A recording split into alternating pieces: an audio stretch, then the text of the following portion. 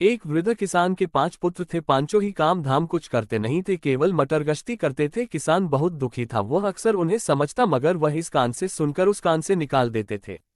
एक बार किसान इतना बीमार पड़ा कि उसे अपनी मौत नजर आने लगी। उसने अपने 5 पुत्रों को बुलाकर कहा, अब मेरा अंत समय निकट आ गया है। मैंने तुम्हें बहुत समझाया, मगर तुम काम करना नहीं चाहते, इसलिए मुझे तुम्हारा चिंता लगी रहती थी।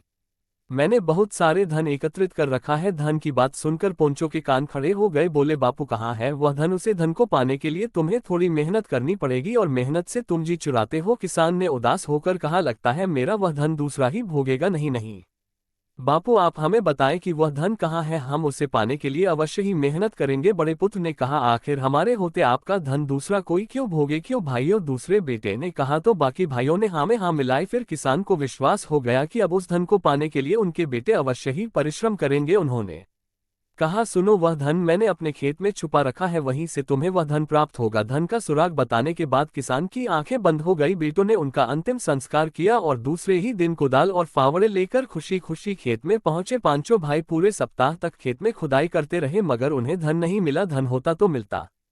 अब तो वह पांचों बहुत निराश होकर मरे हुए आप को बुरा भला करने लगे। उनके चाचा को जब ये बात पता चली तो वह अपने भाई की सारी चालाकी समझ गया कि भाई ने इन लोगों को मेहनत करना सिखाने के लिए ही वह झूठ बोला होगा। अतः उसने उन पांचों से कहा, देखो, जब तुम्हारे पिता ने मरते समय कहा है कि खेत में धन है, तो यहाँ से अवश्य ही धन निकलेगा। हो सकता है धन काफी नीचे चला गया हो और फसल के साथ बाहर निकले। अब तुम लोग इस खेत में गेहूं बो दो। अतः उन्होंने उसी दिन खेत में गेहूं बो दिए और खूब मन लगाकर खेत की देखभाल करने लगे। समय आने पर अच्छी फसल प्राप्त हुई और उनके मंडी में अच्छे दाम भी मिले। उस धन को देखते ही उनकी समझ में आ गया कि उनके पिता की बात का वास्तविक अर्थ क्या था। वास्तव में सच्चा धन परिश्रम है, परिश्रम से ही धन की प्राप्ति होती है।